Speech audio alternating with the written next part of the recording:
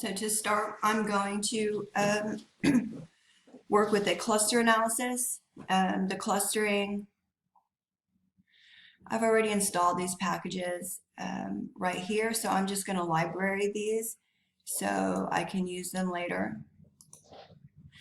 So clustering methods are ways to classify data into similar groups, and these processes require methods for measuring the distance. One way to do that is by measuring the dissimilarity between observations. So in order to do this, first I need to load my data set. And so I'm just going to call it right here, CA data. I'm going to run this and run the code to view it so that I can discuss this really fast. So I have years of experience, the hours worked per week, age, and this CF stands for compassion fatigue. So these are all continuous variables. Well, compassion fatigue is actually on a scale, but we're going to treat it as continuous for this operation. So this here, attached data, I don't actually need that. I just have that there just in case my code wants to act funny. So the next steps I'm going to take is to clean and prepare my data for analysis. So the first thing that I'm going to do here with na.omit is to remove any cases that have missing data. Additionally, I'm going to scale that data, and this head operation just allows me to check to make sure that the data has been standardized. If you can see here, I'm actually keeping the same name as my original data frame, and I'm just doing this for convenience. You can name it whatever you want. So I'm going to run all of these, and you see here now I can see that my years of experience, hours, and age, that everything here has been standardized. So next, let's talk about some different ways to run a cluster analysis. So the most common one that I've seen, or like the most simple one, is the correlation-based method. And here it's going to use the Pearson's method. You have to get the distance. That's what this means, and I'm going to use my data set. So I'm going to run this, and you see here that it's assigned numbers to the rows. Actually, I don't know what that means, but I do know that here this is going to allow me to visualize this matrix that it created like this over here. So you see in my plot area, this is a very pretty blue and red dissimilarity matrix, which so these objects, that similar objects are close to one another. The red ones have a small distance, but the blue ones have a large distance. And honestly, this doesn't really tell me that much. I don't know that I get a lot from what this is telling me. So there are some other ways. There's this enhanced k-means clustering. And so k-means clustering, that's an algorithm, and it uses, it can find groups from like unidentified data. And so this is kind of an enhanced k-means clustering. I'm going to use the function eclust, and the recommended number to start is 25. This actually starts out as 1, but you can put it at anything.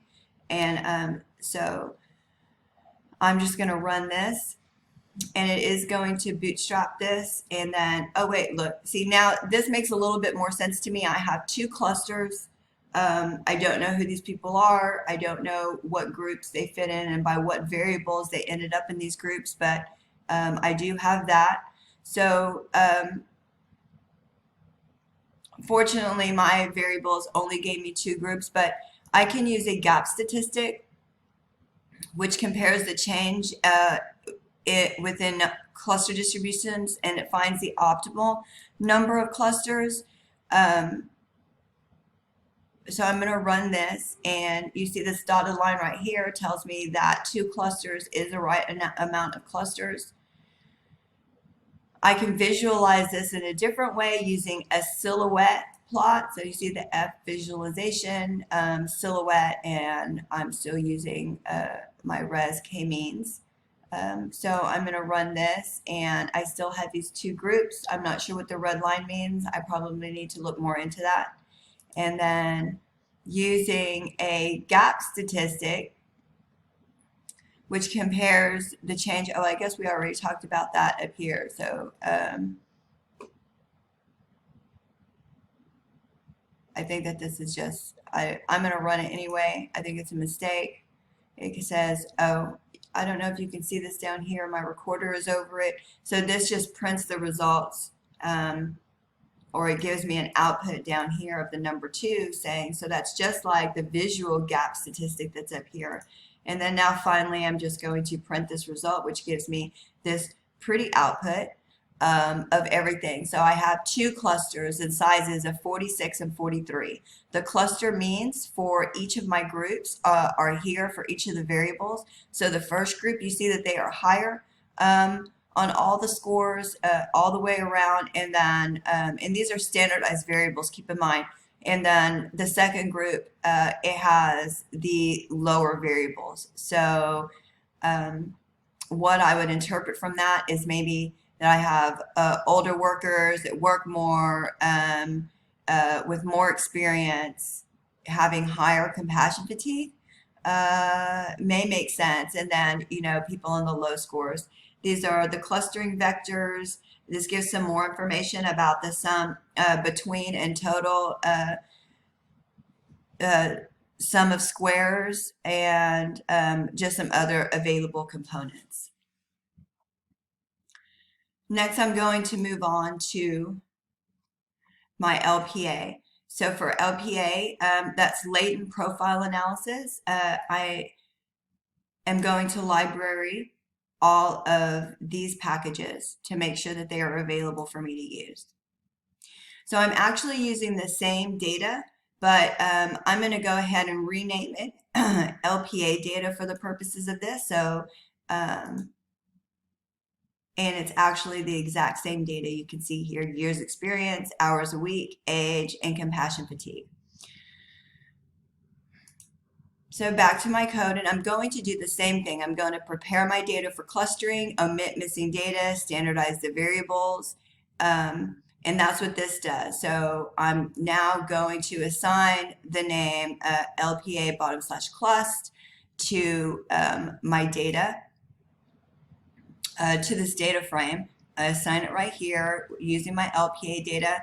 This right here, this little code of magic, is a pipe operator, and it will forward a value of this expression into the next expression, and then just keep doing that. So the value of this will go into my next line of code, and the value of this line of code will go into the next line of code. Sounds like a run-on sentence, and it's kind of it's just for convenience sake in magic. And this mutates all the lists to scale items. So I'm just going to run that, and it has run. So now, if I didn't say so before, the LPA creates clusters by recovering groups, hidden groups, based on the means of the continuous observed variable. So those are my continuous variables that we've already seen. So here we go. That's about as much as I can explain. So the BIC, which is this that I'm going to use here, and so I'm calling it BIC, and I'm using this operator for my data to create this Bayesian information criteria. And it does this for all the all models, and it plots it. Boy, I'm anxious. Okay, and so now it's fitting the model, and wow, look at this output that it gave me. And so it actually creates this algorithm, you know, just puts together all of these models, and it's telling me that these are all of the models that I have down here for my data. Well, this is a lot of information, and I don't think that it does anything for me. So I'm going to use this summary of the BIC so that I can get some information on the top 3 best fitting models. So here it tells me that EVE with 3 clusters, EVE with 2 clusters, or EVE with 4 clusters are my 3 best models. Here really the lowest number is supposed to be better, but this looks like it's all over the place. So it can be 3, 2, or 4, and EVE is this clear blue diamond, and that's this very top one up here, and then it swings down. So okay, that's what this is telling me. So I want to get some more information out of this one model and clean this up so that I can look. So I'm going to use this next line of code. You see here, I'm specifically going to look at EVE. It has, and I'm going to look at it with these 2 factors and in the form of the Bayesian information criteria, and then I'm going to get a summary on that model. I'm going to run this code, and so it gives me more information, and it has this output down here. It's fitted by the EM algorithm. It has 2 components, and then it just gives me, here it gives me the value for the BIC and the ILC, which I found this interesting because I'm actually getting ready to use the ILC. And then here it's telling me that I have 12 people in one cluster and 77 people in the other cluster. So they're definitely not even clusters, but I'd like to move on and get some more information.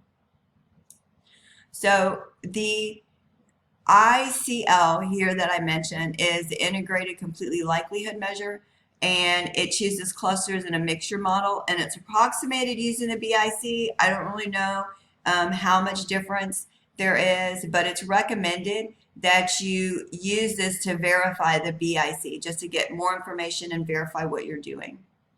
So I'm going to do that. So I'm just doing the same thing, but now I'm doing the ILC, MCLUST ILC, and with my LPA clust. So I'm going to plot that.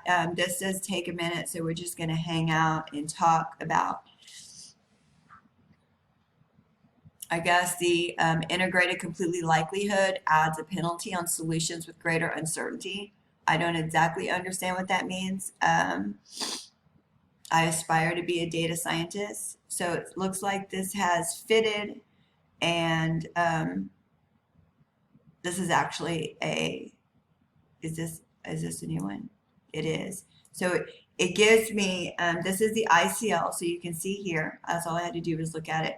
But it looks like the same way, and it's still a lot of information. So I'm going to summarize this again and look at the 3 best models.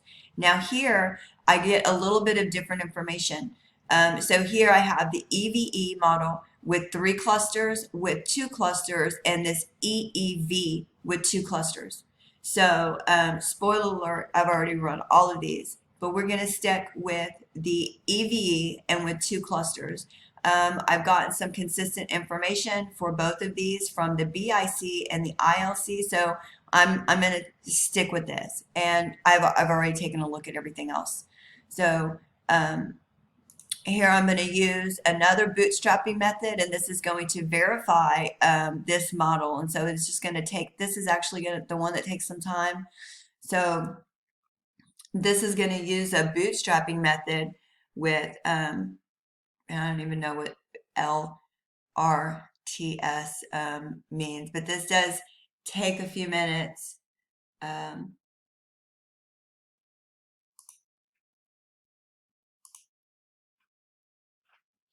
So I'm sorry, it really takes a few minutes. Let me just pause this so we can move on while I wait for it to. Okay, here we go. So what it tells me in this bootstrap of EVE with 999 replications is that there is a recommended of 3 clusters here. That's interesting. I feel like I didn't get that the last time. But so let's see what that means. So now